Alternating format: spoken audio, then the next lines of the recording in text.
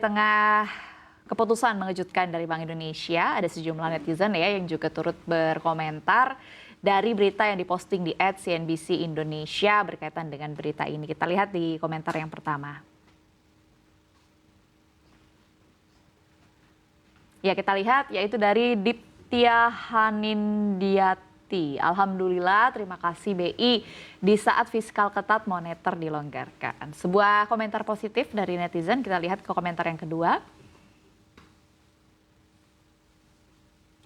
Dari Ahmad Numanalialwan. Sorry nanya nih bapak-bapak, gue nggak paham kalau begini cicilan KPR konven bisa turun nggak ya? Soalnya cicilan naik tapi gaji tetap nih. Dijawab dulu kali ya, karena kan logikanya kalau suku bunga turun harusnya cicilan KPR ikut turun. Tapi kalau sepengalaman saya nanya-nanya yang lagi KPR, enggak turun. Jadi harusnya gimana dan kenapa? Mungkin boleh dijelaskan. Silakan Pak Mike. Ya. Oh ya, oke, Bang Raffi. Ya, mungkin kalau KPR itu nggak sesimpel si BI Rate karena di kayak memang kalau dulu mungkin deposito itu kan akan bergantung sama BI Rate. Cuma sekarang makin banyak instrumen di pasar keuangan, jadi akhirnya pembentuk bunga itu makin beragam nih. Jadi memang si KPR ini akan sulit turun selama dana bank untuk mendapatkan si likuiditas ini akan masih mahal. Nah, ini masih mahalnya juga gara-gara sebenarnya SRBI juga gede banget bunganya. Nah, jadi SRBI itu kan sekarang 7,23% ya. Jadi walaupun si BI rate-nya turun di 5,75, berarti si bank masih harus bersaing sama SRBI untuk dapetin dana deposito. Nah, dana depositonya kalau dia pasang tinggi, berarti dia harus jualan kreditnya juga tinggi. Oke, masuk Nah, logika. KPR-nya akhirnya jadi susah nih untuk diturunin lagi. Karena nanti dari banknya sendiri yang harus pasang badan akhirnya. Betul. Nah, pilihannya si bank mau rela rugi atau enggak nih. Kalau banknya mau rela nurunin keuntungannya, mungkin KPR-nya bisa agak disesuaikan. Which is cuma yang udah-udah kan enggak kan ya.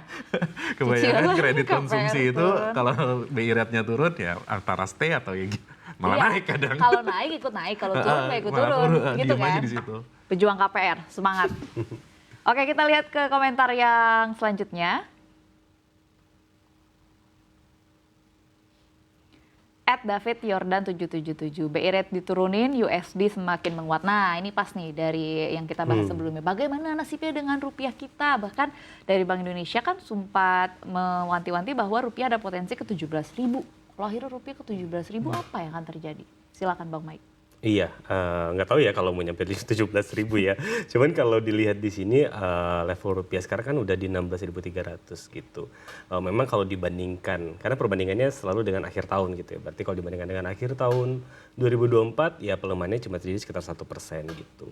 Cuman di sini yang harus dilihat memang potensial dolar indeksnya ini menguat jauh lebih tajam dibandingkan sebelumnya. Karena kita lihat di Amerika Serikat sendiri itu inflasi masih cukup tinggi. Terus kemudian ekonominya masih tetap kuat dan memungkinkan US yield treasury-nya itu juga terus makin tinggi gitu karena fiskalnya juga ekspansif gitu. Nah, di sini memang akan mendorong dolar indeksnya terus naik. Sekarang udah ada di level 109.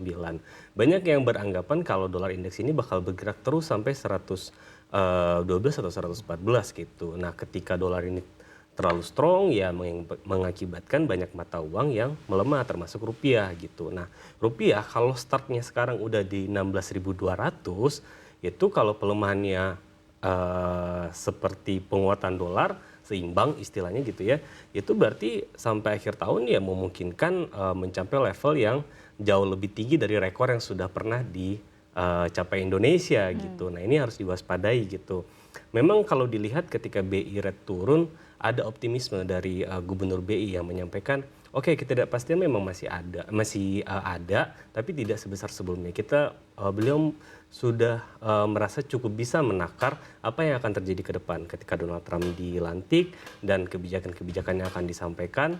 Sudah mempertimbangkan juga termasuk Bank Sentral AS mengenai suku bunga acuannya. Jadi merasa oke, sekarang rupiah mungkin akan tertekan, tapi dengan SRBI salah satu instrumennya dianggap mampu untuk menjaga tekanan itu.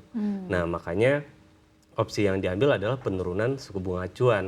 Di sisi lain yang bisa mendorong pertumbuhan ekonomi, membantu pemerintah lah istilahnya. Karena kemarin agak banyak kata-kata astacita ya di dalam rapat Dewan Gubernur. Kenapa sih itu yang jadi highlight redaksi CNBC Indonesia? Karena, apa arti dari astacita itu? Karena setiap bulan kita mengikuti RDG ini, memang diksi di hasil keputusan itu menjadi penting karena biasanya kan bank sentral itu yang dibaca kan arahnya gitu kan, diksi-diksi yang dia sampaikan gitu. Ketika menyampaikan astacita terlalu banyak, mungkin BI akan begitu semangat untuk mendorong pertumbuhan ekonomi seperti yang dicita-citakan oleh Pak Presiden Prabowo gitu.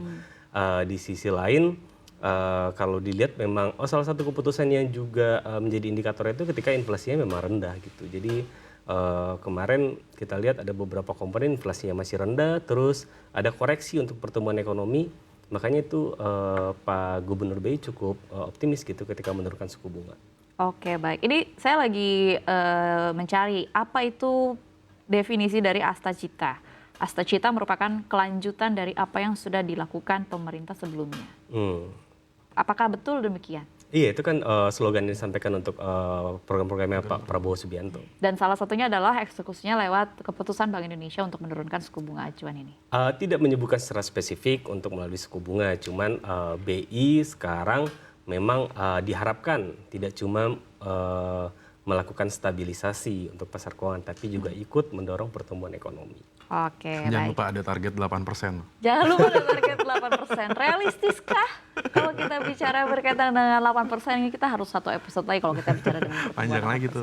Kita lihat ke komentar yang terakhir.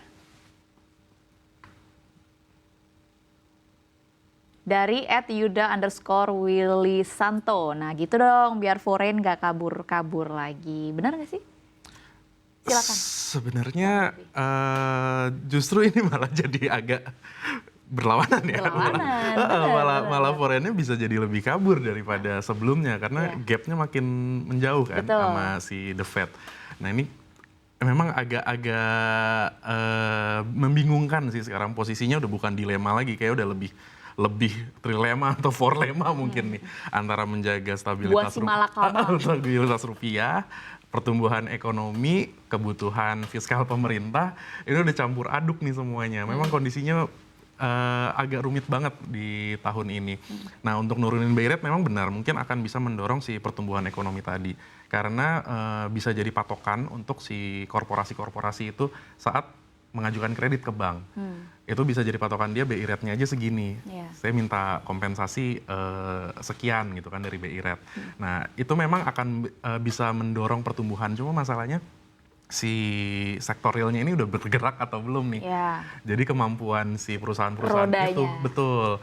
Bahkan kalau dilihat ada masalah baru lagi, pertumbuhan tahun kemarin itu beberapa perusahaan-perusahaan gede labanya cuma single digit, emiten-emiten. Nah itu juga jadi pertanyaan karena ternyata mereka lebih asik naruh duitnya di di SBN dibandingin untuk muterin jadi laba. Itu kan artinya uang berputarnya jadi berkurang lagi di situ.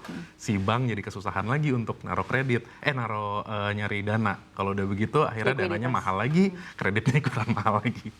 Emang muter-muter aja tuh di situ tuh jadinya. Jadi sebenarnya agak tricky begitu ya, mencari formulasi yang pas sebenarnya. Mungkin kalau dari redaksi CNBC Indonesia melihat situasi yang kompleks ini dibantu oleh Bang Mike, dijawab rekomendasinya apa terhadap pemerintah dan juga pembuat kebijakan? Iya, terutama untuk rupiah ya. Rupiah itu sebenarnya nggak bisa dipakai kebijakan yang tambal sulam aja gitu. Jadi dikeluarkan satu instrumen buat nutup-nutup bolong-bolongnya yang terjadi secara tiba-tiba gitu. Karena rupiah itu problemnya fundamental gitu. Jadi nggak cuma sekedar masalah Bank Indonesia, pemerintah juga punya andil besar untuk menyelesaikan fundamental rupiah ini gitu. Jadi selama rupiahnya dibiarkan secara fundamentalnya rapuh ya kondisi akan terus begini, bergerak melemah gitu.